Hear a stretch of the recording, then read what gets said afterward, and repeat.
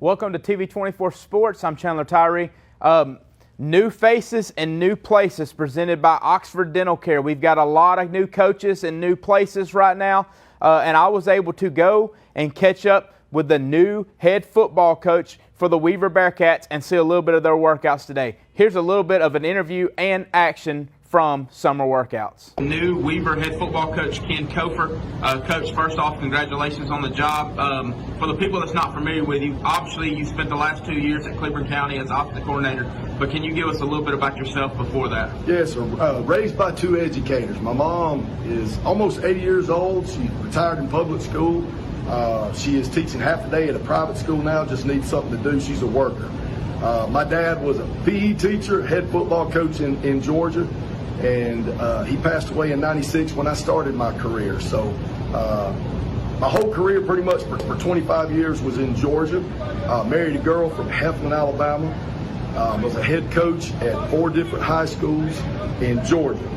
Cook High School, Bacon County High School, Wilcox County High School, and Dodge County High School. Was the head coach at Dodge County and decided to retire early after my youngest daughter, Kaylee, was going to Auburn. And decided to come here. Job opened at Heflin at the same time. My oldest daughter, Carly, is a real estate agent in Georgia, and I have a stepdaughter, Brinley, that is going to be a senior at Heflin. And God opens up doors, man, all the time, and sometimes we kind of question about why didn't I get this job or why didn't I get this, and I kind of thought I could handle being an assistant coach and stuff like that. I just wanted to be a head coach again. And he opened up this door right here at Weaver High School. And I'll tell you what, administration, coaches, kids have bought into this. And this is just day 7 right now of our workouts. We missed the first week of June. And we have caught up. And they're buying in. We're learning what they're supposed to do in the weight room right now. It's a chore, but they're learning. And they're buying into it, and they love it, and they're working their tails off.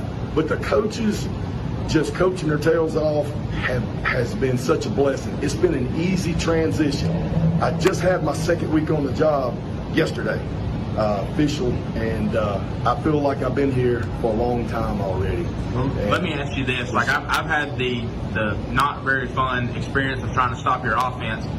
What are you going to bring to this program as far as excitement level and things like that? Man, we want to be fast and physical, and that a lot of teams will say that. We want to run as many plays as we can. Now our numbers are down a little bit. So we're going to have to try to place these kids on defense, where we're going to put the best 11 on defense, but we got to rotate a lot. We think we got more than best 11, but we got to rotate kids on the offensive line, our skill guys, just like everybody else does at a small school. Defensively, we think right now we don't have pads on, which is a big thing, but it's trying to alternate these kids. And we're teaching them how to practice. Like yesterday, we were teaching them how to sub in and out, and they're kind of used to, just like any school would be. They might jog on the field and try to get somebody out. We're telling them to sprint on. If there's a no-huddle team, that's what we want to do, and sub out on defense, and we got to yell and grab that person and tell them that we got them. And we got to learn how to sub in practice to do it in a game. Same thing offensively. We want to be physical, run right at people, but we want to have that option to throw the ball deep. And we will stretch the field now. And a lot of people say, well, man, you're missing sometimes. But we're putting in that defensive coordinator's mind and those defensive backs' minds. Hey, these guys will throw it deep on us now, so we got to play off of them. And if they do and they back off, we want to smash them out a little bit and have that attitude about us. And it starts in the weight room and everything that we do, but we want to have that physicality, just like any other football team does. But we are very simple right now, and the kids are picking up on it, and we're fixing to head in the film room here in just a minute and watch some old films of teams that I've coached before and see what the expectation and standard is. All right. Thanks, Coach. Good luck. Thank you. Good luck to Coach Ken COFER and the Weaver Bearcats. I got to say this, they were working extremely hard today. All the guys were bought in the weight room, bought in conditioning and speed work. And so I'm looking for exciting things coming from the Weaver Bearcats and Coach Ken COFER. Hayes Harrison, you've heard that name a bunch. He has been recognized once again. He is the Max Prep State Player of the Year and also the ABCA Rawlings All-Region Team for the Southeast Region 3. Congratulations to Hayes Harrison as he continues to rack up season awards after helping lead the Oxford Yellow Jackets to a state championship. The LSU and Tennessee game from last night, it felt like we were at the Hoover Met all over again. A big SEC matchup at the College World Series.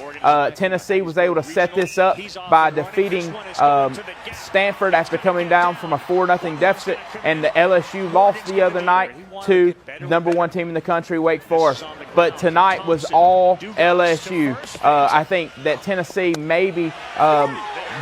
through the entire game, they may have had a chance to score in 1, maybe 2 innings, but LSU's pitching was outstanding. They started 2 relief guys. It was essentially a bullpen game, and those guys just dominated. You can see it right there from the umpire cam, just hitting corners. That means they might as well have worked for Choice Painting, because they were painting the corners all night long and getting the call. So just a great job. You can see right there a home run to kind of put the game away. It was 2-0 the entire game, and this one kind of sealed the deal for the LSU Tigers as Cruz goes deep. He does what he does. Could have went and played professional straight out of high school, but wanted to be one of the best players to ever put an LSU Tiger jersey on.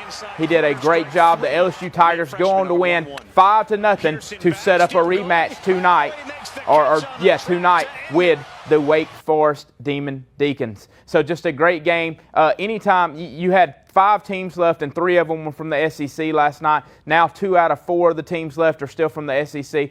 And so us being in the Southeast, we'll see if the Southeastern Conference can win and match up against each other in the championship finals. We talked about it a little bit yesterday. Rickwood Field to host a Major League Baseball game. You see it right there. You can see the graphic right there from the MLB showing what they want Rickwood Field to look like whenever they come to town next June of 2024. The Giants and the Cardinals at Rickwood Field. What an unbelievable atmosphere. What an unbelievable night that will be for the city of Birmingham, but also for the state of Alabama and for Major League Baseball, going to the most historic field in the country and playing a Major League Baseball game. What an unbelievable night that would be. And then finally, the Vipers, the Smash It Sports Vipers, they lost last night to Texas Smoke, and this was really the first game all year that hadn't been close. They lost 10-0 last night. That makes them 0-4 on the year.